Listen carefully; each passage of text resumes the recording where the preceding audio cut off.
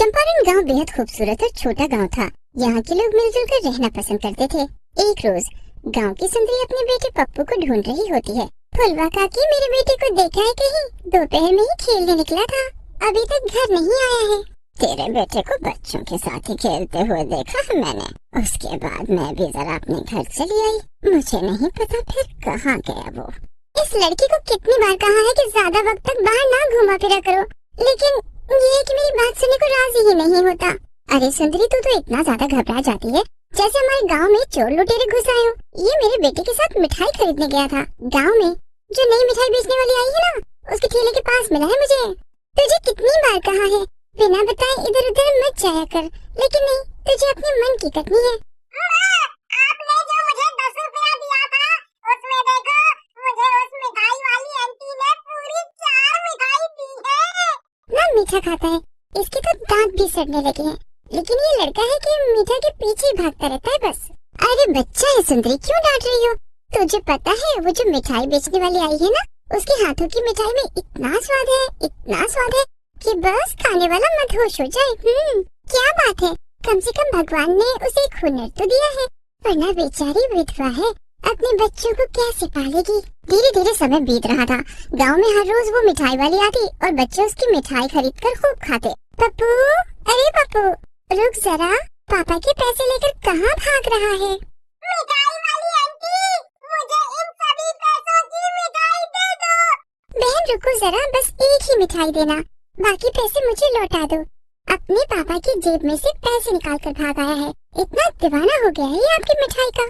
अरे मेरे पोते ने भी इसकी आवाज सुनी है तो रोने लगा है। कह रहा है मुझे भी मिठाई खानी है। देख, दर्द भरे घुटनों में उसके लिए मिठाई लेने आई हूँ।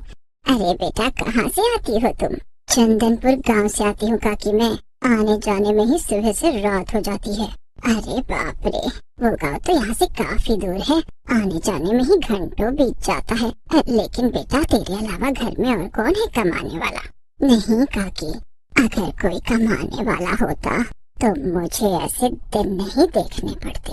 मेरे पति की एक हादसे में मौत हो गई थी। एक बेटा है, बस उसी के सहारे जी रही हूँ और उसी के लिए कमा भी रही हूँ। इतना कहकर मिठाई वाली चंद्रकला की आंखों में आंसू भर आते हैं। अब वहाँ मौजूद औरतें उससे बातचीत करके उसे संभालती हैं और हिम्मत देती हैं। अरे आप लोगों से मिलकर मुझे बहुत अच्छा लगता है। मैं जब से इस गांव में आने लगी हूँ, मेरे हाथों की बनी मिठाइयाँ तो बचती ही नहीं है। अरे बहन, तुम्हारे हाथों की मिठाइयों में इतना स्वाद है, अब तो बच्चों के साथ साथ गांव की औरतें और बूढ़े जवान सभी तुम्हारी मिठाइयाँ खाने का इंतजार करने लगे हैं। ऐसे ही समय बीत रहा था। हर रोज वो मिठाई वाली तरह तरह की मिठाई बनाकर ले आती और बच्चे बूढ़े जवान हर कोई उस मिठाई को खरीद कर खाने लगे। ऐसे ही सब कुछ अच्छा चल रहा था। लेकिन एक रोज देर शाम मिठाई का ठेला लेकर चंद्रकला जंगल की तरफ जा रही होती है। तभी गांव का बेवड़ा राजू उसे जंगल की तरफ जाते हुए देखता है, उसका पीछा करने लगता है और इस बात से चंद्रकला अनजान थी। जिली जिली जिली जिली, आजा आजा आजा आजा। गाना गाता हुआ बिरजू उस मिठाई वाली के पीछे पीछे जंगल में काफी आगे तक निकल जाता है और उस मिठाई वाली यानी चंद्रकला को भी इस बात का तनिक आभास नहीं होता कि उसका पीछा बिरजू कर रहा है। आज तो मैं उसके घर तक पहुंच कर ही रहूंगा। आखिर मुझे भी इसे देखकर कुछ होने लगा है। अब ये बेचारी भी कब तक अकेली रहेगी? इसका बिरजू उसके लिए हमेशा खड़ा रहेगा। जब बिरजू खुद से ये बातें कह रहा होता है, तभी वो मिठाई वाली बिरजू की बात सुनकर पीछे पलट कर देखती है और फिर आगे चलने लगती है। लगता है ये भी मुझे पसंद करने लगी है। अभी तो इसने मुझे पीछे पलट कर देखा और कुछ भी नहीं कहा। बिरजू, तेरी तो निकल पड़ी। लेकिन कुछ दूर चलने के बाद अचानक से वो मिठाई वाली रुक जाती है। बिरजू जब उसे रुकता हुआ देखता है तो और भी ज्यादा खुश हो जाता है। लेकिन देखते ही देखते वो मिठाई वाली अपना रूप बदल लेती है। बिरजू को क्या पता था कि जिस पर वो दिल हार बैठा है वो असल में कोई मिठाई वाली नहीं, बल्कि एक खतरनाक चुड़ैल थी जो अपने बदले की आग में जल रही। अब तक तो लोगों को बस यही पता था कि वो एक मिठाई बेचने वाली है, लेकिन आज बिरजू को अपनी आंखों पर विश्वास नहीं हो रहा था कि वो एक चुड़ैल है। क्या बोल रहा था तू? तेरा दिल जोर जोर से मेरे लिए धड़कता है? अरे गंदे नाले के बदबूदार कीड़े आदमी, पहले खुद का मुंह गोबर से साफ करके आ। मैं जिससे प्यार करता हूँ वो एक इंसान है, कोई चुड़ैल नहीं। देख, मुझे जाने दो, मुझे जाने दो। मैं किसी से कुछ भी नहीं कहूँगा। और कौन चंद्रकला? मैं किसी चंद्रकला को भी नहीं जानता। आज से अभी से मैं उस मिठाई वाली को भी भूल गया हूँ। अच्छा, तो तेरा प्यार झूठा था। अब तो तू मेरे हाथों से मारा जाएगा। इतना कहकर वो चुड़ैल बिरजू को लगातार दोनों हाथों से कई थप्पड़ मारती है, जिससे बिरजू बेहोश हो जाता है और वो चुड़ैल वहाँ से गायब हो जाती है। अगली सुबह बिरजू को जब होश आता है तो वो एक खाट पर लेटा होता है और आसपास गांव के लोग जमा होते हैं। अरे, मैंने तुझे पहले ही कहा था, इसी जंगल में ही छोड़ देना था। पूरा दिन पीकर घूमता रहता है और अभी बेचारी विधवा पर चुड़ैल होने का आरोप लगा रहा है। सच में हम बेकार ही रात भर परेशान होते रहे। आखिर क्या हो गया बिरजू भैया को? अब गांव के लोग जो बिरजू के आसपास इकट्ठा थे वो वहाँ से जाने लगते हैं, लेकिन बिरजू एक ही बात कह रहा होता है कि वो मिठाई वाली इंसान नहीं चुड़ैल है। लेकिन बिरजू की बात पर कोई यकीन ही नहीं करता। अब इस बात को करीब 2 से 3 दिन बीत जाते हैं और अचानक से गांव में बच्चे गायब हो रहे थे। कहीं जाने की जरूरत नहीं है तुझे, सुना नहीं तूने?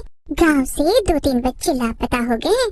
अब ना जाने उन्हें कौन ले गया, कहाँ ले गया, किसी को नहीं पता। सुंदरी घर के दरवाजे पर पप्पू को खेलने के लिए जाने देती है।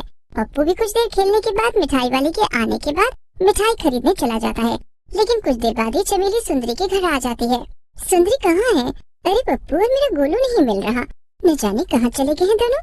देख चमेली, मजाक मत कर, तुझे पता है ना, गांव में पहले ही न जाने कितने बच्चे लापता हो चुके हैं। सुंदरी की बात सुनकर चमेली रोने लगती है। तब जाकर सुंदरी को भरोसा होता है कि चमेली सच कह रही है। अब सुंदरी और चमेली काफी देर तक इधर उधर अपने बच्चों को ढूंढते हैं, लेकिन तभी वहाँ बिरजू आ जाता है। भाभी, भाभी, मैंने अभी उस मिठाई वाली को जंगल की तरफ जाते हुए देखा है। उसके ठेले पर बेहोश पड़े कई बच्चे थे।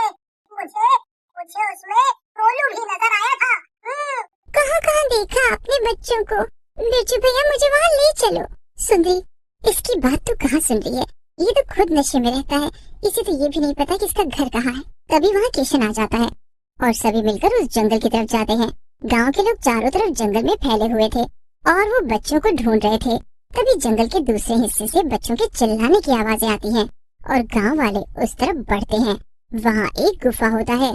जब गांव वाले उस गुफा के अंदर जाते हैं तो देखते हैं उस गुफा में काफी भयानक चीजें हैं। अजी सुनिए, हमारा बच्चा तो ठीक होगा ना?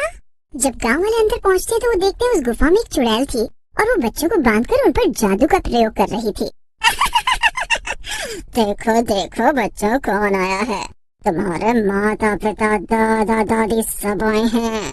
लेकिन उस दिन ये लोग कहाँ थे जिस दिन मैं अपने परिवार से जुदा हो गई थी? मेरा परिवार ये गांव छोड़कर चला गया था। अरे कौन है तू और ये सब क्यों कर रही है बच्चों के साथ? क्यों छोड़ दूं मैं इन्हें? चमेली, तुझे याद तो है ना, तूने मेरे मिठाई की दुकान में आग लगा दी थी, आग जिसमें मैं काम कर रही थी, और दुकान में आग फैलने की वजह से ही मेरी मौत हो गई थी। इसका मतलब तो पूनम है।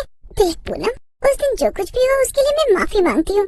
मैंने सोचा था तेरे दुकान में कोई नहीं है और तेरा दुकान जल जाएगा। ये सब मैंने सिर्फ जलन के मारे किया था ताकि तेरा काम धंधा बंद हो जाए। लेकिन मुझे क्या पता था उस दुकान में तू है और तू अपनी उस दुकान के साथ ही खत्म हो जाएगी।